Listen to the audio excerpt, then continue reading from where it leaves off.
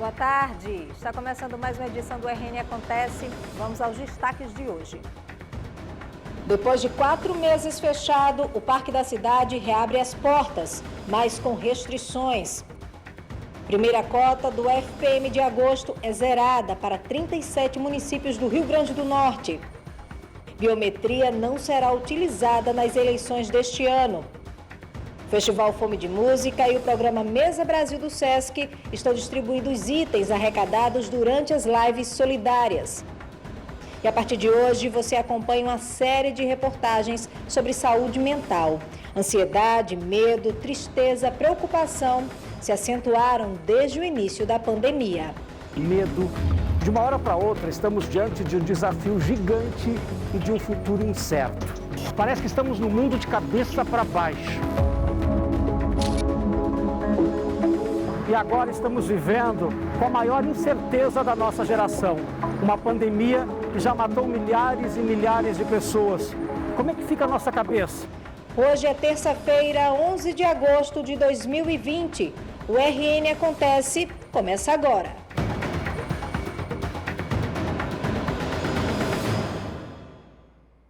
Os motoristas dos ônibus fretados e de turismo fizeram a manifestação hoje pela manhã. Os veículos ocuparam parte da BR-101 após a realização de uma carreata que percorreu vários bairros da cidade. Os motoristas pedem a isenção do pagamento de taxas cobradas pelo governo do estado. Os profissionais alegam não ter condições de arcar com os tributos, já que estão sem trabalhar por causa da pandemia do coronavírus.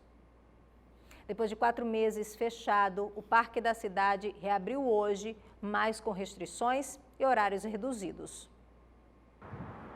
Administrado pela Secretaria Municipal de Meio Ambiente, o Parque da Cidade Donival do Monte reabriu à população seguindo todos os protocolos sanitários de segurança. De acordo com o secretário da CEMURB, inicialmente com horário reduzido de segunda a sexta-feira. Nós estamos num planejamento de abertura gradual, iremos evoluir, avaliando diariamente, semanalmente, o quadro da pandemia da Covid-19 no município de Natal.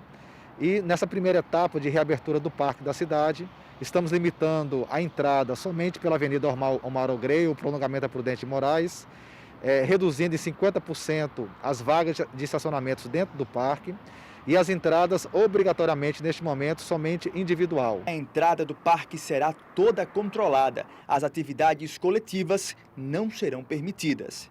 Por enquanto, não serão permitidos essas atividades em grupo.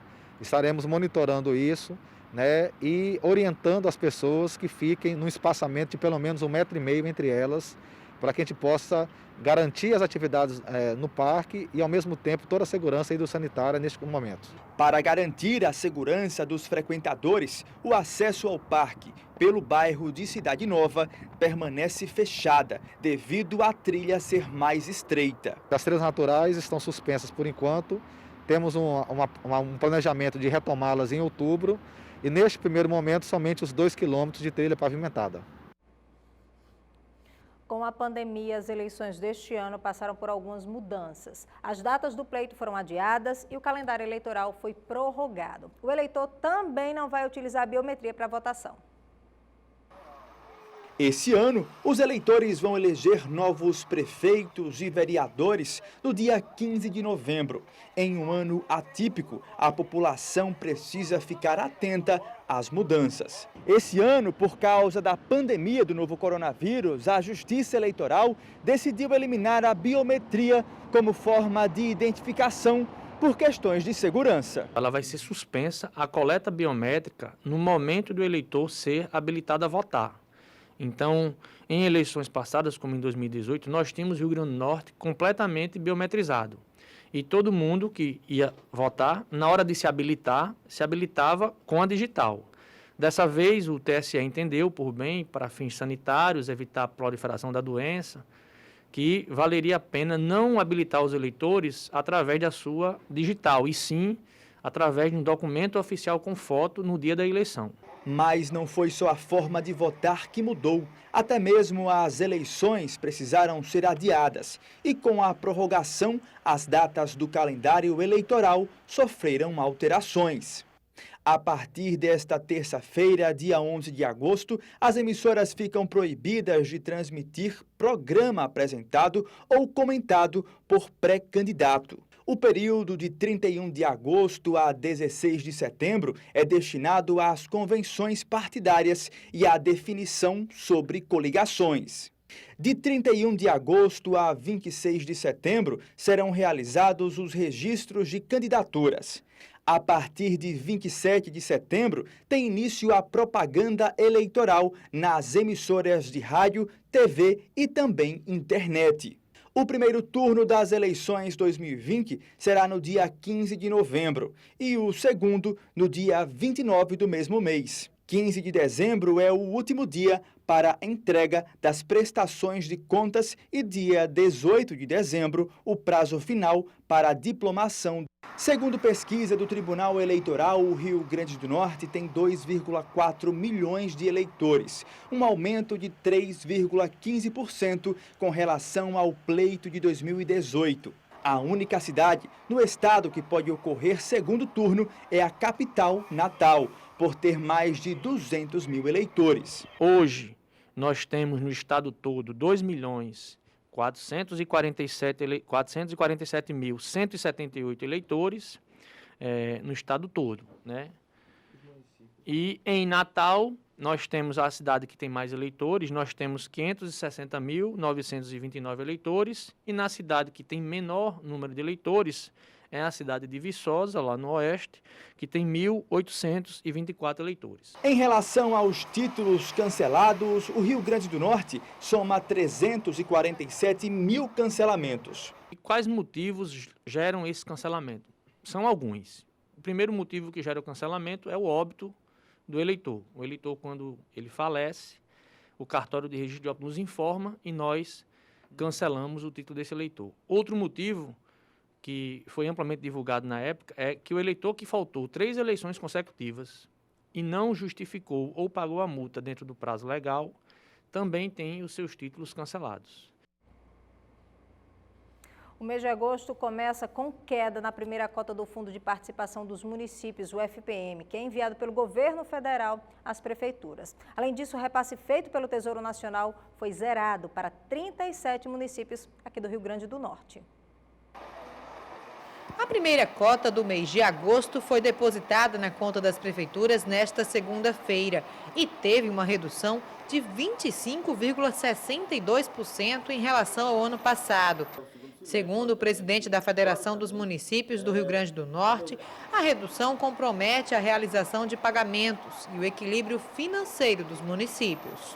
Historicamente, é pior do que o primeiro semestre. Então, a gente está vivenciando um momento muito difícil para os gestores públicos municipais do nosso país. Diversos municípios têm como principal fonte de recursos o FPM, que é pago pelo governo federal em 3 cotas mensais, nos dias 10, 20 e 30. Dos 167 municípios potiguares, 37 receberam a primeira parcela de agosto zerada. Os municípios acumulam débitos, principalmente de repasse do INSS para a Previdência Social, e aí acontece esse zeramento de FPM no dia 10. No próximo bloco, você vai ver como a pandemia tem afetado a saúde mental das pessoas. Nós voltamos daqui a pouquinho.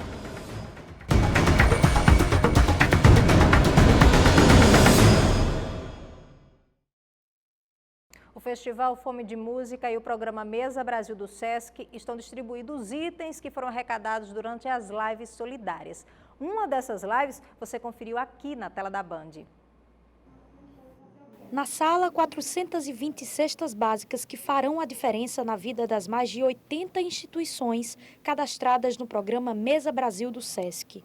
Ao todo, de março até agora, mais de 16 mil cestas foram arrecadadas pelo programa e estão sendo distribuídas para as instituições cadastradas por todo o estado. Um momento de grande dificuldade, que o número de desemprego aumenta a cada dia, as pessoas estão mais vulneráveis e o Sistema Fé Comércio, o Sesc, através do Mesa Brasil, e a TV Band Natal está aí nesta parceria para levar esse auxílio às pessoas carentes. Quem recebe, agradece. É muito gratificante a gente ter essa parceria junto ao Mesa Brasil, a qual nos ajuda a ter uma maior qualidade na alimentação junto aos idosos. Atendemos cerca de 170 crianças em processo de reabilitação. E é um tratamento diário que as famílias são todas carentes, precisam dessa assistência. Atendemos a comunidade a 330 famílias. E essa hora, com parceria com o Mesa Brasil, foi muito boa. Foi um atendimento excelente. A comunidade agradece. Todas as doações são muito bem-vindas, principalmente no momento desse de pandemia, um momento onde a carência aumenta em todas as regiões. E nós só temos a agradecer esse excelente trabalho, esse projeto maravilhoso que chegou em boa hora.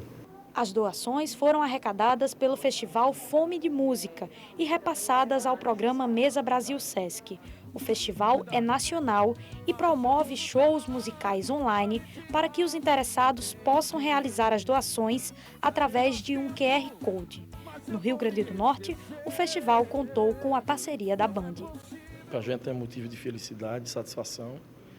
A gente está aqui hoje entregando as pessoas que precisam, as entidades, a gente vê chegar na ponta. Isso é maravilhoso. Os idosos são as vítimas preferidas dos golpistas e esse problema se repete no mundo digital, já que muitas vezes eles têm menos intimidade com a tecnologia. Sebastiana não desconfiou de nada. Pensou que tinha resolvido um problema ao entregar um envelope ao motociclista. Mal sabia que o susto só estava começando. Me ligaram várias vezes no dia, me dizendo que o meu cartão, eu tinha feito compra no cartão em São Paulo, eu falei que eu nunca fui a São Paulo, aí disse que meu cartão estava clonado. Os golpistas pediram que o cartão fosse enviado junto com uma carta pedindo a devolução do dinheiro e a senha do banco. O momento da entrega foi gravado. O bandido, sem tirar o capacete, pega o cartão e sai em menos de um minuto. No dia seguinte, quando a aposentada de 84 anos foi à agência, já tinha R$10 mil a menos na conta. Os idosos costumam estar entre as vítimas preferidas dos estelionatários, seja no mundo real ou no virtual. Um levantamento de uma consultoria de segurança digital mostra que um dos tipos de ataques mais comuns pela internet cresceu quase 50% no ano. De janeiro a julho foram detectados pouco mais de 10 milhões de ataques conhecidos como phishing. Você recebeu uma mensagem por WhatsApp, por e-mail, por SMS, que te induz a clicar em alguma coisa, e aí você clica e tem os seus dados expostos. Quem fornece o acesso para esses invasores somos nós mesmos. Então a grande dica é: sempre desconfie. Ansiedade, medo, tristeza, preocupação, sentimentos que se acentuaram desde o início da pandemia. Por isso é importante falar sobre como anda a nossa cabeça. A partir de hoje, a gente exibe aqui uma série de reportagens sobre saúde mental.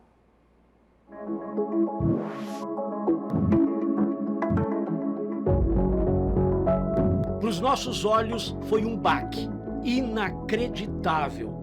Para nossa vida, um choque. Para nossa mente, ainda uma incógnita. Sentimentos de quase todos nós: insegurança, angústia, medo.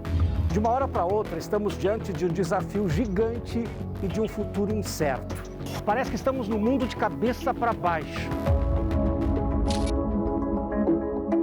E agora estamos vivendo com a maior incerteza da nossa geração. Uma pandemia que já matou milhares e milhares de pessoas.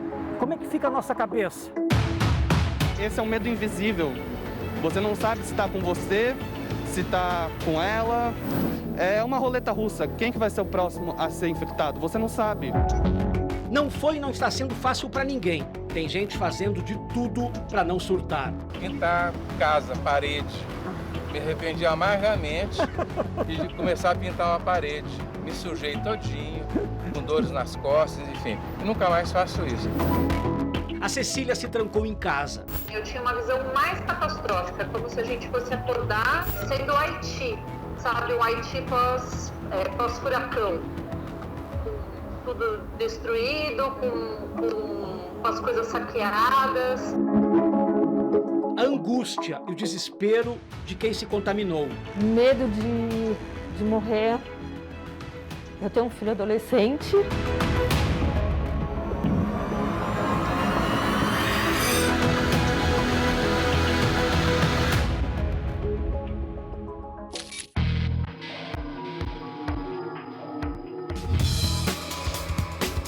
Heliópolis, zona sul de São Paulo. Numa das maiores favelas do Brasil, desemprego e queda nos rendimentos. E mais de 60% já não conseguem mais dormir à noite. Estão com insônia. Eu sinto ansiedade, muito sono, muita vontade de chorar, deprimida. A palavra é essa. O alerta da OMS. O impacto da pandemia do coronavírus na saúde mental das pessoas pode ser tão devastador quanto a própria pandemia. A máscara entrou na nossa vida no susto. E agora a incorporamos como uma outra roupa qualquer. Mas essa se tornou a mais expressiva de todas. Um pedaço de pano tapando o nosso sorriso. Quem diria, pode nos salvar. Quando estamos diante do perigo, nosso cérebro dispara informações para a gente se defender ou fugir. A adrenalina e o cortisol fazem acelerar as frequências cardíaca e arterial. Nossa pupila dilata, nosso raciocínio fica mais rápido, os músculos tensos. Essa enxurrada de informação que a gente tem, né, tantas situações catastróficas que a gente está vivendo, fazem com que o nosso organismo fique tentando fugir e isso causa um estresse, um desgaste muito grande. O medo patológico nos impede de fazer coisas, de pensar, de nos movimentar. E isso é desgastante. A longo prazo nos deixa fracos, desanimados, diminui nossa imunidade, dando espaço para o pânico e a depressão. As pessoas com menos recursos, sejam eles emocionais, cognitivos ou até sociais, são pessoas que vão estar sob maior risco de desenvolverem algum transtorno mental. Talvez, depois de uma pandemia por conta do Covid, nós tenhamos uma epidemia de transtornos mentais e nós precisamos nos preparar para essa possibilidade. O Fábio está tentando ficar bem. Em 10 dias, ele perdeu a mãe e o pai para a Covid. Clarice e o Edson já tinham mais de 80 anos e estavam há 6 décadas juntos. Os dois foram entubados, mas ela não resistiu, morreu primeiro. Edson estava reagindo, chegou a ser extubado, mas... E aí ele descobriu que ela tinha falecido, e aí ele falava que ele tinha ficado 64 anos com ela. Daí pra frente, ao invés dele sair da UTI, que era a nossa expectativa, e dos médicos, ele acabou falecendo em 2 dias, foi muito rápido. Não poder se despedir é devastador. Tudo muito difícil, tudo muito complicado, não ter um velório. O ritual tem papel importante porque ajuda a gente a entender a perda. Ninguém gosta de participar de um velório, é uma situação bastante difícil, mas ao mesmo tempo aquelas informações me ajudam a entender, vai me passando informação de que aquilo realmente aconteceu. Então aquilo vou acessar uma dor, mas vai começar a me dar informações para eu processar isso. Foi depois de perder os pais antes da pandemia que o Tom fundou o Movimento Infinito, para conversas sinceras sobre viver e morrer. É uma cerimônia virtual. Com informações no site, as famílias podem aprender como criar e conduzir um encontro, ou pedir ajuda para o Infinito organizar. É emocionante, é triste e ao mesmo tempo é muito bonito. Eu participei de uma cerimônia que eu fiquei extremamente emocionado, porque era muita declaração de amor. Era declaração de amor dos familiares, era declaração de amor dos amigos, contando histórias de infância, contando piadas. Então assim, houve choro, houve emoção, houve risada, houve música. Então tudo pertence, porque era uma celebração da vida daquela pessoa. Vamos indo um dia de cada vez, tudo no seu tempo, porque o mundo pode não ser mais aquele que a gente conheceu antes de 2020 começar. Seu canoeiro, venha me passar. Seu canoeiro, venha me passar. A maré tá cheia, eu não sei remar. Na reportagem de amanhã, Você vai conhecer a história de vizinhos que se uniram para enfrentar a pandemia e seus reflexos.